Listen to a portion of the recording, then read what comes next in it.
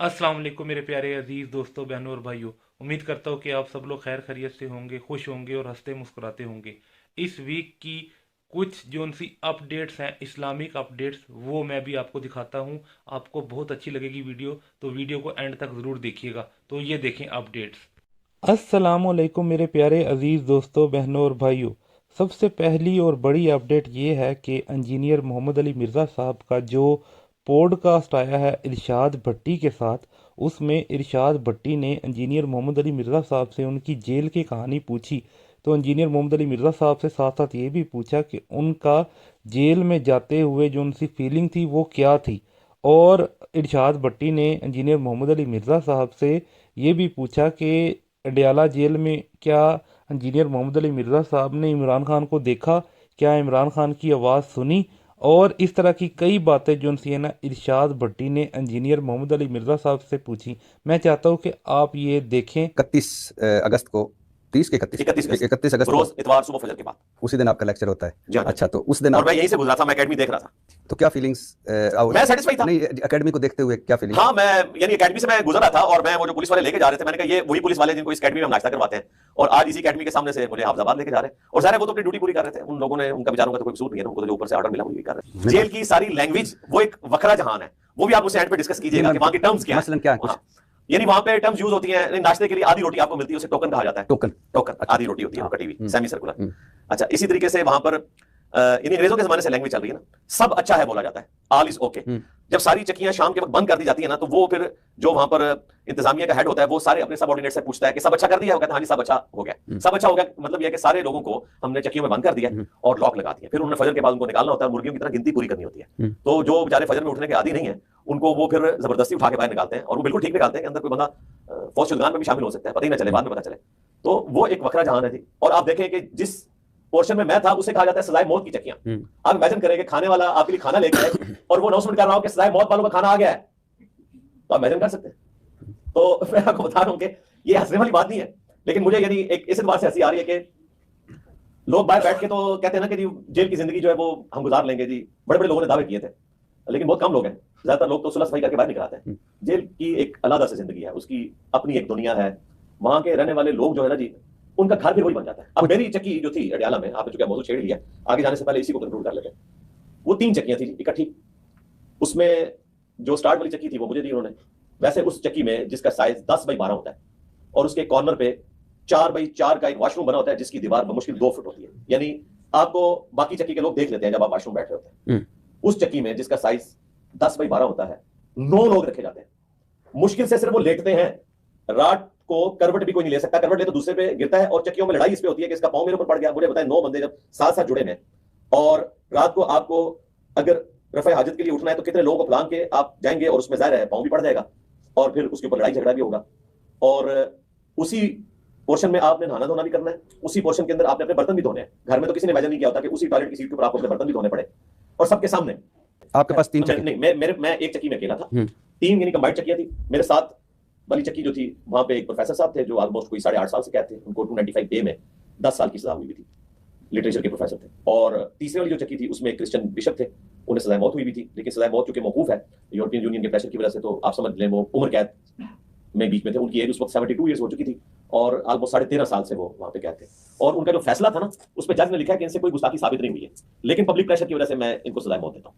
अच्छा। और शाम के वक्त आके उस दिन वो उनसे माफी भी मांग के गया कि मैंने आपको गलत सजा दी है, बिशप साहब से? जी, माफी अपनी बीवी समेत आके मांग के गया जज साहब जी। और अब 13.5 साल बाद उनका इक्विटल हुआ हाई कोर्ट में। अब जाके उनकी अपील लगी और रावलपिंडी बेंच ने उनको इक्विटल दिया। तीसरे दिन वो फोत हो गए। मुझे ये बताइए, सुना है मैंने कि आपकी चक्की और इमरान खान साहब की चक्की की दीवार एक थी। आज बीच में एक दीवार इकट्ठी।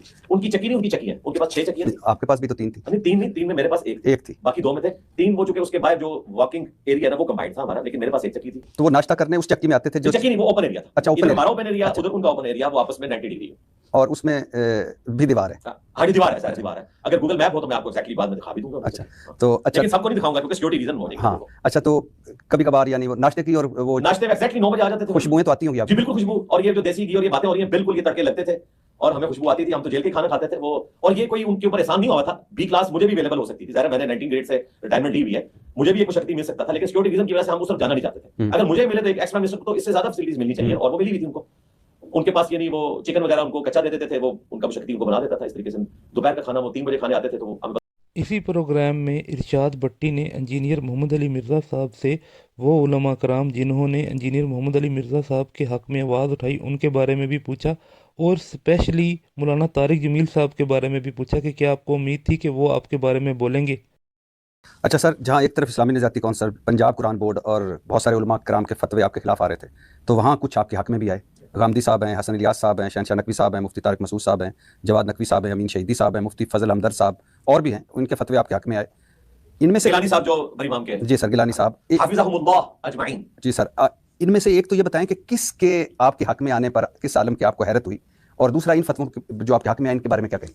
हैरत मुझे हुई गिलानी साहब के फतवे के ऊपर, जो एक तसव्वुफ की खानकाह को लेकर चल रहे थे, बड़ी इमाम एक डोमिनेंट जगह है, उनके ऊपर मुझे हैरत हुई। गामदी साहब पे मुझे बिल्कुल हैरत नहीं हुई। मुझे अगर किसी एक बंदे से उम्मीद थी प्लेनेट अर्थ पे, तो वो हमारे उस्ताद गामदी साहब थे कि वो मेरे हक में बोलेंगे, और उस्ताद जी ने अपने हाथों से हैंड रिटन से फतवा भी दिया, और वीडियो में आके उन्होंने, और सिर्फ वीडियो में गुफ्तगू नहीं की, उन्होंने इस्लामिक नजरियाती कौंसिल जो नजर आती कौंसिल है, एक एक बंदे को फोन करके उन्होंने कहा यार तुम लोगों ने क्या हरकत की है। हर लेवल के ऊपर उन्होंने माशाअल्लाह ताला एफर्ट पुट की। उसके बाद अगर मुझे किसी से उम्मीद थी ना, तो मुफ्ती तारिक मसूद साहब से, क्योंकि मुझे पता था कि जब उनके ऊपर तौहीन मज़हब लगी थी तो मैं उनके दिफा में खड़ा हुआ था, और एक दो और मौके के ऊपर भी जब मेरा उनसे इंटरेक्शन हुआ तो मैंने अपनी वीडियोस में भी कहा था कि मैं उन्हें बाकी उलमा से डिफरेंट समझता हूं। वो पूरे इखलास के साथ जिस चीज को सही समझते हैं वो बयान कर रहे हैं, अगरचे हमसे इख्तिलाफ रखते हैं, लेकिन मुफ्ती तारिक मसूद साहब पूरे इखलास के साथ जिस स्कूल ऑफ थॉट को लेकर चल रहे हैं, वो किसी बेईमानी के ऊपर उनके वो नजरियात मबनी नहीं है, बल्कि वो उसको वैसे समझते हैं। हम इख्तिलाफ राय रख सकते हैं, उनसे मुझे उम्मीद थी, और अल्हम्दुलिल्लाह उन्होंने गुफ्तगू की। रहा हाफिज रात में, तो ज़ाहिर पहले नंबर पे मुझे आपसे उम्मीद थी, क्योंकि आपने मुझे ज़ाहिर और बातिन में इस एतबार से देखा है, इन कैमरा भी ऑन कैमरा भी, और मुझे जो खुशी हुई वो हबीब अकरम साहब सबसे, मैं समझता हूँ एक बड़े दलील के साथ और बड़े पैशन के साथ जो रिकॉर्डिंग करवाई वो हबीब अकरम साहब ने करवाई। यानी आपके बाद जो साफी हज़रात हैं उनमें से जुनैद सलीम साहब भी बोले, इमरान रियाज खान, तो इन सब लोगों से, जितनों के आपने नाम लिए, सब लोगों से मैंने अल्हम्दुलिल्लाह अपने प्रोग्राम रिकॉर्ड होने से पहले तफसीलन गुफ्तगू की है। गिलानी साहब से मेरी आधा घंटा गुफ्तगू हुई है, इसी तरीके से मुफ्ती फजल हमदर्द साहब के साथ हुई, मुफ्ती तारिक मसूद साहब के साथ हुई, जामिया बिनौरिया के जो है मुफ्ती साहब उनके साथ गुफ्तगू हुई, और काफी लंबी गुफ्तगू। इमरान रियाज से भी हुई? हाँ जी, उनसे भी शुरू में कर, हालांकि शुरू में तो काफी वो हमारा इख्तिलाफ जो है ना जी, एक पॉलिटिकल इख्तिलाफ, यानी वो पॉलिटिकल भी नहीं कहना चाहिए उसका, वो उन्होंने एक आउट ऑफ कॉन्टेक्स्ट चीज बयान की थी, उसके ऊपर था। अच्छा, आपको हैरानी नहीं हुई कि मेरे और आपके प्यारे मौलाना तारिक जमील साहब नहीं बोले, खामोश रहे? नहीं, मुझे पहले पता था वो नहीं बोलेंगे, और मुझे कोई गिला नहीं उनके ऊपर, क्योंकि वो इस तरह के टॉपिक्स को अपने लेक्चर्स के अंदर डिस्कस ही नहीं करते। कोई फतवा तो जारी कर सकते? नहीं कर सकते, उन्होंने कभी किया ही नहीं है ना। अच्छा, देखिए जुनैद जमशेद साहब के ऊपर मुश्किल वक्त आया, वहां खड़ा होना चाहिए था, वहां वो हिम्मत नहीं दिखा सके, और उन्होंने कहा जी इसका कोई जवाब से ताल्लुक नहीं है। और फिर जब बाद में डायनामिक्स चेंज हुई तो उन्होंने कहा कि देखें उस बेचारे पे यूं फतवा लगा। उस वक्त तो ये भी साथ खड़े नहीं हुए थे, मैं उस वक्त जुनैद जमशेद साहब के साथ खड़ा हुआ था। अच्छा, आप गिरफ्तार होते हैं, 295C लगती है, आप 3 मिलियन से ज़्यादा आपके सब्सक्राइबर्स हैं, आप पूरी दुनिया में सुने जाते हैं, लाखों करोड़ों लोग मद्दा हैं, और सन्नाटा था एक तरह से। क्यों सन्नाटा? क्या मतलब आप चाहते थे जीडी रोड बंद हो जाए? नहीं, आप क्यों दो एक्सट्रीम्स पे जाते हैं, या बिल्कुल खामोशी तो या बिल्कुल कानून तोड़ना, दरमियान में का भी रास्ता है। दरमियान का रास्ता जो था वो आप लोग कर रहे थे, वही करने का था। इस वक्त पावर सोशल मीडिया, मुझे बताएं इस वक्त हमारी जो रियासत है, मुझे तो सोशल मीडिया पे भी वैसे नहीं लगे जितना आपके फॉलोअर्स पे। सोशल मीडिया के ऊपर मुझे बताएं जितने भी इन्फ्लुएंसर थे यूट्यूब के ऊपर, सोशल मीडिया के ऊपर, फेसबुक के ऊपर, सब के सब हमारे हाथ में वीडियोस बना रहे थे। आप देख लें, साहिल अदीम साहब की वीडियो नहीं है क्या, जिन उलमा के आपने नाम लिया, उनके अलावा भी लोग हैं। इस तरीके से डॉक्टर जावेद इकबाल साहब की वीडियो आई, और काफी सारे लोगों की वीडियोस आई। तो वन साइडेड लोग सपोर्ट कर रहे थे सोशल मीडिया के। आप 13, 14, 15, 20, 30, 40 कोई ऐसे लोग नहीं पैदा कर सके जो हक के साथ खड़े हों। अल्लाह ना करे जी कोई इस किस्म के लोग पैदा होके जाके कोई दंगा फसाद करे, फिर आप एक्सट्रीम पे चले गए। क्या करें फिर? वो आपसे मुझे सोशल मीडिया पे आपकी बात पहुंचाएं, आपकी मुझे तो कोई कहीं कोई नजर इक्का दुक्का चलती हुई नजर नहीं है। आप मुस्लिम टुडे चैनल के ऊपर जाएं, उन्होंने सारे लोगों की वो जमा की है जिनको दुनिया में सुना जाता है, सबकी वीडियो है। जिन लोगों के आपने नाम लिए हैं वो तो इसलिए आपके साथ खड़े हुए कि क्योंकि हम आपको जानते हैं। अगर कोई और आलम भी ऐसे करता तो हम उनके साथ भी खड़े होते हैं, भाई गलती हो गई उनसे, या अगर कोई आप जुमलों से एतराज कर सकते हैं, लहजे से एतराज कर सकते हैं, लेकिन इतना बड़ा आप इल्जाम नहीं हमने इस तरह किसी को नहीं कहा कि 40 बंदे हैं, अगर कोई ऐसा मामला हो जाए तो ये वीडियोस बनाएंगे। ये किसी इस पॉडकास्ट के एंड पे इंजीनियर मोहम्मद अली मिर्ज़ा साहब ने बताया कि इस सारे वाक़े में जिसने सबसे ज़्यादा बर्दाश्त किया वो मेरी बीवी थी। अच्छा नहीं लगा कि जिस दिन आपकी बेटी की सालगिरह थी उसी दिन आपकी ज़मानत हो गई? हाँ, अच्छा लगा। मैंने अपनी वाइफ को यही बताया था कि तुम्हारे लिए आज 2 खुशियां हैं, तुम्हारी बच्ची की सालगिरह भी है। और वैसे वाकई भाभी को खुशी हुई थी आपके आने की? हाँ, क्यों नहीं खुशी हुई, वैसे ही पूछ रहा हूँ। देखें, मेरे यानी रिश्तेदारों में और मेरे चाहने वालों में अगर सबसे ज्यादा कोई तकलीफ में था तो मेरी बीवी थी ना, मेरे माँ बाप से भी बढ़ के, क्योंकि माँ बाप तो अपनी लाइफ गुजार चुके हैं ना, जिंदगी तो उसको सामने पहाड़ जितनी नजर आ रही है। सुना है आपकी दादी भी काफी आपसे अटैच थी?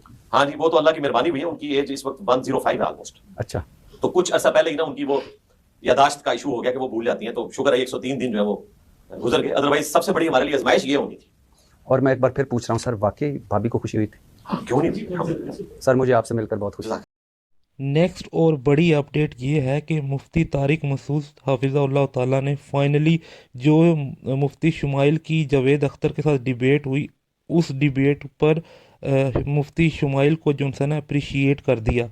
और अप्रिशिएट करने के साथ साथ जो सा है मुफ्ती तारिक मसूद साहब ने एक सजेशन भी दी है कि ये जो मुफ्ती शुमाइल इतनी जो सा है टफ़ इंग्लिश बोलते हैं डिबेट के दौरान, तो उसको ज़रा इंग्लिश ज़रूर बोलें लेकिन उसको ज़रा आसान अल्फाज में उर्दू में भी बता दें ताकि आम आवाज़ यानी आम आवाम भी जो सा ना इनकी बात सुन सके। मुफ्ती तारिक मसूद साहब का अप्रिशिएट करने का बहुत से लोग वेट कर रहे थे, तो फाइनली हमारे पास मुफ्ती तारिक मसूद साहब की अप्रिसिएशन आ गई है मुफ्ती शुमाइल के लिए, जो कि उनका जावेद अख्तर के साथ मुनाजरा या डिबेट हुई थी। शमाइल नदवी साहब अल्लाह ताला उनकी उम्र में बरकत दे, उन्होंने एक मुल्हिद को इस तरह मुदल्लल अंदाज में और आज के तकाज़ों के मुताबिक जो उनका अंदाज था बात करने का, उस स्टाइल में, उस अंदाज में उनको जवाब दिया जावेद अख्तर साहब को। तो मुझे लगा कि ऐसे बयान के बीच में अप्रिशिएट करना ये नामुनासिब अमल होगा। एक इतनी शानदार कामयाबी पर अलग से मुझे इस पर मुबारकबाद का पैगाम रिकॉर्ड करवाना चाहिए। तो ये क्लिप मैं रिकॉर्ड करवा रहा हूँ। मुफ्ती शमाइल नदवी साहब, अल्लाह ताला आपको जज़ाए खैर दे, आपने एक बहुत अच्छा काम किया है और सही ट्रैक पे चल रहे हैं माशाल्लाह। मुफ्ती यासिर वाजिदी साहब का भी मैं उनको भी अप्रिशिएट करता हूँ और ये क्रेडिट मुफ्ती यासिर वाजिदी साहब को भी जाता है। उन्हीं से एथियज़म के खिलाफ इन्होंने बहुत कुछ सीखा है। मुफ्ती यासिर वाजिदी साहब बहुत पहले से एथियज़म के खिलाफ काम कर रहे हैं। अमेरिका में मैं उनके इदारे में देख के भी आया हूँ, उनका विजिट भी किया था मैंने, उसका ब्लॉग भी बनाया था। तो ये मुफ्ती शमाइल नदवी साहब ने जो काम किया, हमारा काम किया है। जावेद अख्तर तक हमारी ना पहुंच थी और फिर इस स्टाइल में जो जो अंदाज उन्होंने इख्तियार किया, ये अंदाज माशाल्लाह बहुत जानदार शानदार था। तो हमें सबको खुशी है इस पे। अलबत्ता एक चीज़ छोटी सी जो बहुत ही मामूली सी है, लेकिन ये मैं समझता हूँ कि एक ख़यानत होगी अगर मैं इसको ना पेश करूँ, क्योंकि इंग्लिश के अल्फाज उसमें बहुत ज़्यादा इस्तेमाल हुए हैं। तो मेरे जो बहुत से दोस्त हैं उन्होंने मुझे कमेंट्स भी भेजे, उन्होंने मुझे व्हाट्सएप पे मैसेज भी भेजे कि बहुत से उर्दू स्पीकिंग की समझ में कुछ चीज़ें आई नहीं है। तो आइंदा के लिए मुफ्ती शमाइल नदवी साहब से मैं एक रिक्वेस्ट करूँगा कि जो टर्म्स इंग्लिश में यूज़ होती हैं उनको आसान अल्फाज में उर्दू में भी आप ट्रांसलेट कर दिया करें। तो मुफ्ती शमाइल साहब से मैं गुजारिश करूँगा कि आइंदा के लिए जब आपकी डिबेट हो तो उसमें थोड़ी सी जावेद अख्तर साहब ने उस डिबेट के दौरान कहा भी है कि आप इसका को ट्रांसलेट करें उर्दू में या आसान अल्फाज में। अच्छा, बाज़ लोगों ने इसमें मीम्स भी बनाई हैं, तो मैं समझता हूँ ये मीम्स बनाना ठीक नहीं है। किसी का मजाक नहीं हमें उड़ाना चाहिए। दलाइल की बात, दलाइल की दुनिया में दलाइल के अंदाज से ये अच्छी लगती है। यानी जावेद अख्तर साहब का बाज़ लोगों ने इसमें मजाक उड़ाया, मजाक उड़ाना ये थोड़ी गैर अखलाकी हरकत है। नेक्स्ट अपडेट ये है कि साहिल अदीम हफिज़ल्लाह ताला ने अपने स्टूडेंट्स के साथ एक प्रोग्राम करते हुए उलमा कराम के बारे में बड़ी ज़बरदस्त वो बातें बता दी हैं जो हमारे इल्म में पहले नहीं थी। और हाफिज़ ज़ुबैर ने साहिल अदीम भाई पे जो इल्ज़ाम लगाया था, उस इल्ज़ाम का जवाब भी बड़े खूबसूरत अंदाज में साहिल अदीम भाई ने दिया है। और जवाब इस तरीके से दिया है कि हर बंदे का कॉन्सेप्ट क्लियर हो जाए कि साहिल अदीम भाई जो उनसे हैं अपना मौक़िफ़ क्या रखते हैं। मैं चाहता हूं कि आप मिल के ये हाँ आप और मैं मिल के ये वीडियो देखें ताकि हमें समझ आए कि साहिल अदीम कहना क्या चाह रहे हैं। तो मिल के ये देखते हैं, ये देखें। आपने कभी भी साहिल अदीम के उस रवैये पे सरप्राइज नहीं होना कि इन छोटे टट्टुओं में से अगर कोई मेरे सामने पाया गया तो मैंने उनको उनकी जगह पे ना रखा तो ये दीन के साथ नाइंसाफी, छोटे बच्चे को कंफ्यूज करने के मुतरादिफ होगा।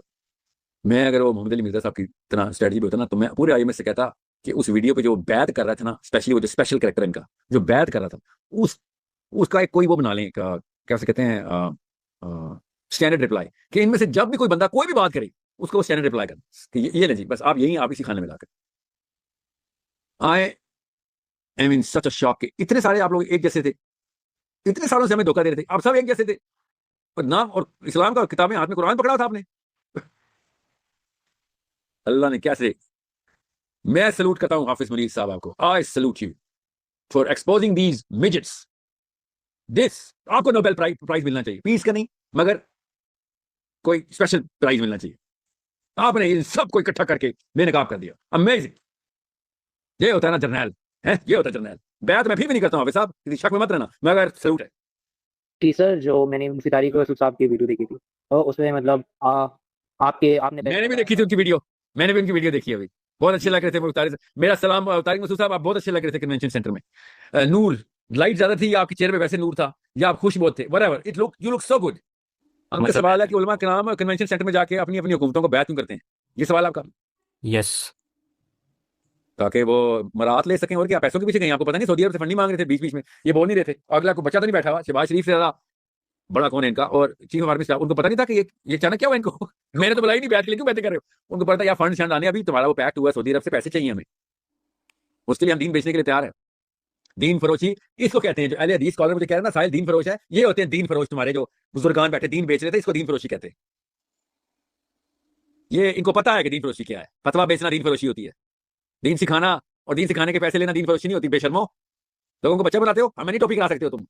फतवा बेचना, पैसे लेके या जान बचने के पीछे या कोई और मराद के लिए फतवा देना, इसको दीन फरोशी कहते हैं। और पता इनको बिल्कुल ठीक है, क्योंकि इनके बाप दादा बेचते रहे हैं दीन। ये दीन फरोश ऐसे होते हैं। ये बोलने लग रही थी बेटा आप क्यों बिजनेसमैन बिजनेस करने आए हुए हैं, जिन बेचने के लिए आए थे, देख रहे थे कितने, मैं इतने का बिकने के लिए तैयार हूं, मैं इतने का बिकने के लिए तैयार हूं, प्लीज एमबीएस को बताना, पहली खेप मुझे आनी चाहिए दिरहमों की। ये बातें कर रहे थे। और क्या बैठे हुए थे ना, स्पेशली कैसे भाई आपके लिए तो पैगाम याद ही रहा, मौलवियों के फ्रंट में तो आप अपने आप को कहते, ये इनके फ्रंट में है। यहाँ पे आप तो नहीं पीछे कहीं छुपे हुए थे, या क्या पता वीडियो पे कितना किसने कह सको। सोचें जरा, इनके फ्रंटमैन, रियली इनके फ्रंटमैन सामने बैठा हुआ है। आप कौन है? अपने आप को आप चीफ ऑफ आर्मी स्टाफ बोल रहे थे Qaiser Raja? Really that's what you were saying all this time, और हमने आपका कोड डीकोड ही नहीं किया। ये तो हमारी कचफहमी है। इन मौलवियों के फ्रंटमैन सेकंड लगा बेटा इनको। नेक्स्ट अपडेट ये है कि मुफ्ती शुमाइल नदवी साहब हफिज़हुल्लाह ताला से एक पॉडकास्ट में एक एंकर ने पूछा कि जावेद अख्तर के साथ डिबेट करने से पहले आपकी फीलिंग क्या थी। तो मुफ्ती साहब ने बताया कि वो थोड़े नर्वस थे। तो मैं चाहता हूं कि आप भी ये मिलके, आप और मैं मिलके ये वीडियो देखते हैं। तो ये देखें। उससे पहले मैं कुछ और जानना चाहता हूं कि जब आप डिबेट से पहले 15 मिनट थे और आप अकेले बैठे थे और आपको पता था कि आपको एक ऐसे इंसान के साथ स्टेज शेयर करना है जिसको एक्सपीरियंस है, जो लैंग्वेज का मास्टर है। ऑब्वियसली एक इंसान ने, हम देख रहे हैं जावेद अख्तर साहब को बहुत वक्त से वो स्टेज पे होते हैं, लोगों से बात करते हैं मे बी, और आपको पता था कि इतनी ज़्यादा ऑडियंस इस डिबेट को देखेगी। So like how are you feeling before the debate? थोड़ा बहुत तो नर्वस था इस एतबार से कि फर्स्ट एक्सपीरियंस था मेरा इस तरह का, और दूसरी चीज़ ये कि एक बहुत बड़ी रिस्पॉन्सिबिलिटी मेरे ऊपर थी, जिस चीज़ ने मेरे ऊपर काफ़ी प्रेशर डाला था कि जब मुझे ख़बर आ रही थी कि भाई फ़लाँ जगह पे इतने मुसलमान रोज़े रख रहे हैं आपके लिए और वो दुआ कर रहे हैं और ये है, इतनी तवक्कुआत जब मैंने देखी तो मुझे महसूस हुआ कि शायद मेरे कमज़ोर कंधों पर बहुत भारी जो है जिम्मेदारी आ गई है, चूँकि ये एक पूरी मिल्लत को रिप्रेजेंट करने की बात थी ना, तो इस नाहिए से थोड़ा सा वो था। बाकी अलबत्ता कंटेंट जो इस्लाम का है वो इतना मजबूत है कि हम जानते हैं कि उसको ब्रेक नहीं किया जा सकता। और तकरीबन जो बातें जावेद अख्तर साहब ने की डिबेट में, यानी कोई ऐसी चीज़ नहीं थी जो कि कोई नई चीज़ आई हो। हमने यही एक्सपेक्ट किया था कि यानी ये सारी चीज़ें आएंगी, मसलन God of gaps, problem of evil, और उसके अलावा जो है डायनासोर, फेथ एंड बिलीफ, और फिर इस तरह की जितनी चीज़ें आई, तो we were quite sure that यही क्वेश्चंस वो पूछने वाले हैं बहुत हद तक, लेकिन कहीं ना कहीं तक हो सकता है कि भाई कोई नई चीज़ लाएं। So we were prepared for that, अल्हम्दुलिल्लाह अला ज़ालिक। लेकिन जैसे ही मैं स्टेज पे गया तो वो जो एक वो चीज़ थी मेरे अंदर 15 मिनट पहले, जिम्मेदारी बहुत यानी मेरे ऊपर भारी बन रही थी, और थोड़ा सा जो वो नर्वसनेस था वो अल्हम्दुलिल्लाह अल्लाह के फज़ल से वो ख़त्म हो गया। और इसी तरह होता है कि हक़ गालिब आता है। जी, तो मेरे प्यारे अजीज़ दोस्तों, बहनों और भाइयों, मैंने इस वीक की सारी अपडेट्स आपको दिखाई हैं। आपने मुझे कमेंट सेक्शन में ज़रूर बताना है कि आप लोगों को मेरी वीडियो कैसी लगी। अगर अच्छी लगी है तो कमेंट सेक्शन में माशाल्लाह लिख दीजिएगा, ताकि इस तरह की मज़ीद अपडेट्स मैं आप लोगों के लिए लाता रहूं।